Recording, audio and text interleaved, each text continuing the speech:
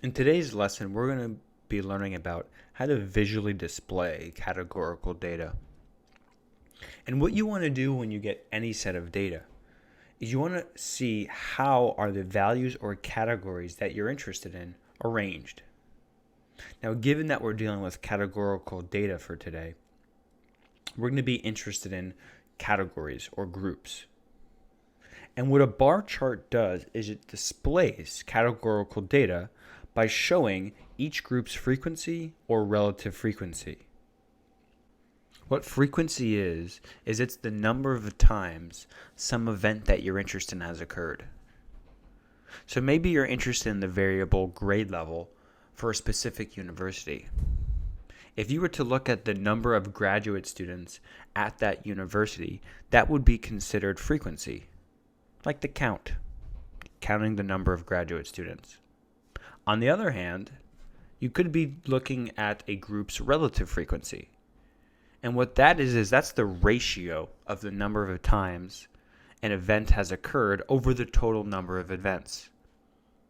You may be familiar with words like proportion or percentage, and that's essentially what relative frequency is. You could look at the percent of graduate students at that university, or the proportion of graduate students at that university in relation to the total number of students. So what a bar chart does, it either displays the frequency or relative frequency for each group.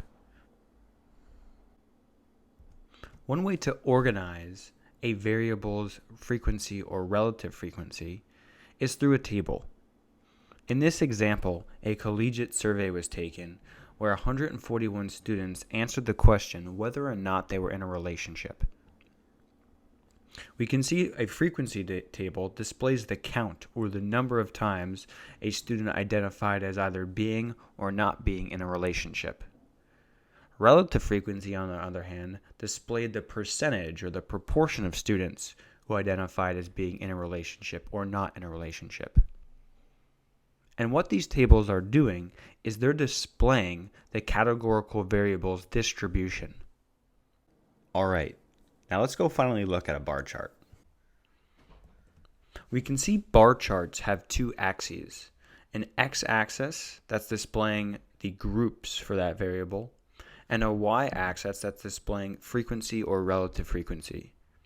In this specific bar chart, we're displaying the frequency for each group. So while bar charts don't really seem to be the most complicated thing in the world, it is, however, very important to distinguish between when should you display a group's frequency versus a group's relative frequency. Because both of them have strengths and weaknesses that we should consider. So let's first think about why can only viewing frequency be an issue? So spend a couple of moments, pause the video, and try to figure this one out.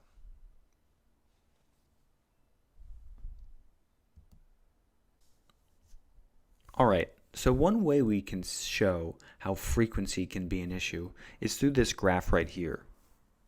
And what this graph is displaying is the number of drivers who got in fatal car accidents way back in the day in 1988. The y-axis is displaying the number of drivers in thousands. So when you see the number 4, it's representing 4,000. The x-axis, which is our groups, are age ranges. So for instance, 16 to 19, which are teenagers, 45 to 49-year-olds, 60 to 64-year-olds, so on and so forth. So by looking at this graph, one may conclude that 80-year-olds are the safest drivers, whereas in young drivers from 16 to 29, specifically 20 to 24 years old, they are the least safe drivers. However, why may this conclusion be incorrect? Spend a few moments, pause the video, try to figure it out. So what you may or may not have considered when thinking about this question is just the number of 80-year-olds and over that are out there on the road driving. Hopefully, for our sakes, there's probably not a lot of them out there. And that's because of their, hand-eye coordination and vision maybe not being in their tip-top shape. But when you compare groups with different population sizes, it can yield to inaccurate conclusions, such as there's more 25 to 29-year-olds out there driving than there is 80 and over. And so what happens is when you compare their frequency, well, the 80-year-olds that are getting into these fatal car accidents is just not going to be as high because there's just not as many of them out there driving. A much better metric into figuring out, in this instance, who are the typically safest drivers would be looking at the percent or relative frequency of those age groups who are getting into accidents. If we looked at the percent of 80-year-olds and over who got into fatal car accidents, and the percent of 20 to 4-year-olds, and the percent of 35 to 39-year-olds, if we compared the relative frequencies, that would be a much better indication of who's actually the safest out there on the road.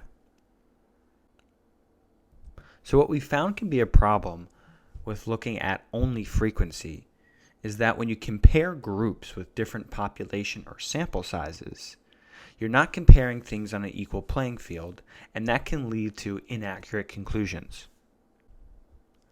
So let's now think about how and why can only viewing relative frequency be an issue. Spend a few moments, pause the video, and try to come up with an answer. So there are two main ways in which relative frequency can cause problems. You may be familiar with some commercials that say, X% of people sampled enjoy our products.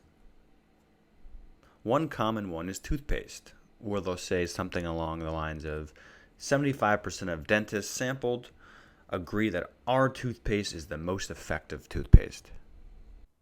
The issue with just reporting the percent or the relative frequency of dentists who supported their toothpaste is that we have no idea how many dentists were actually sampled. For instance, there could have been 4 dentists sampled and 3 of those dentists found that toothpaste to be most effective. Based off that sample size, I'm not sure it would be a good idea to say generally 75% of dentists agree that their toothpaste is the most effective.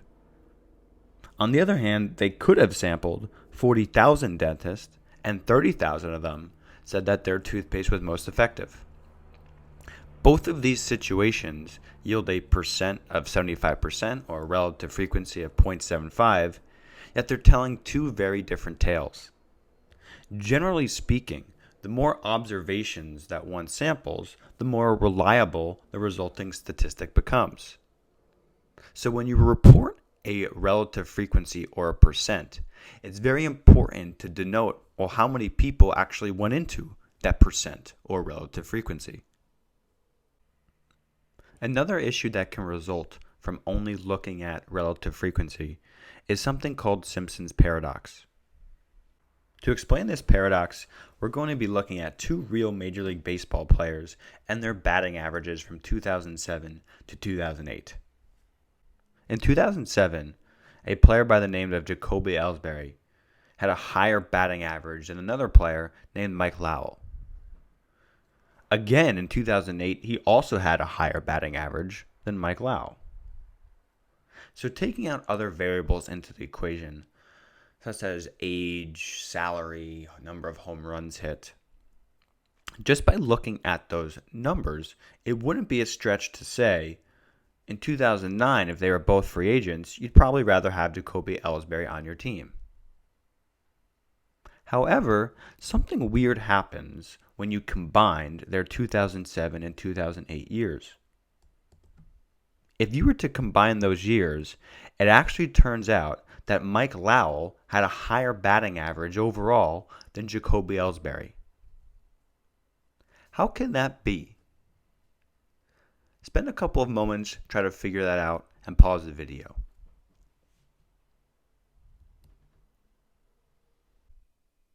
So here's what happened. In 2007, Jacoby Ellsbury got hurt a quarter way through the year. So when he had a high batting average, he actually wasn't at bat that often. In 2008, he did play the whole year. So you can see he almost had 5 times the amount at bats in 2008 compared to 2007. Mike Lau, on the other hand, he played the full year in 2007 when he was batting well. In 2008, he got hurt 3/4 way into the year. So he was at bat the majority of the time in 2007 and not as much in 2008. When you combine both years together for both players and look at the total number of at-bats and the total number of hits, it turns out Mike Lau actually had a higher overall batting average. This concept is known as Simpson's paradox, where if you have, for instance, two groups, Group A and Group B, like in this instance we had 2 players, if you split up some metric arbitrarily by a characteristic, like we did with years, you could have the instance where in both cases, player A has the higher percentage in both years, yet when you combine them together, it turns out player B or Group B will actually have the higher percentage. This is why it's important to look at both frequency and relative frequency when viewing categorical data. To summarize, only viewing frequency can be an issue if you're comparing groups that have different population or sample sizes. On the other hand, relative frequency can be an issue if you're looking at groups that have a small sample sizes, or if you break up groups arbitrarily by some characteristic. The last thing we'll learn about in this lesson is how to visually display 2 categorical variables. And you can do so using something called a stacked bar chart. So in this example, we're going to look at 2 categorical variables.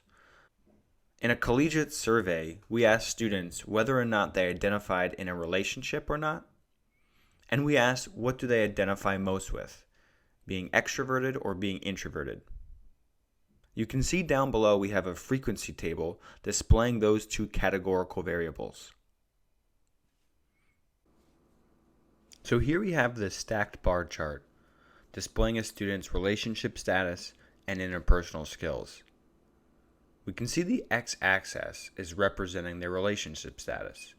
No for not in a relationship, yes for in a relationship. The y-axis is displaying the relative frequency. So we can see roughly 60% of those students sampled identified as not being in a relationship, and roughly 40% identified as in a relationship. Inside of the bars is where the variable interpersonal skills is being represented.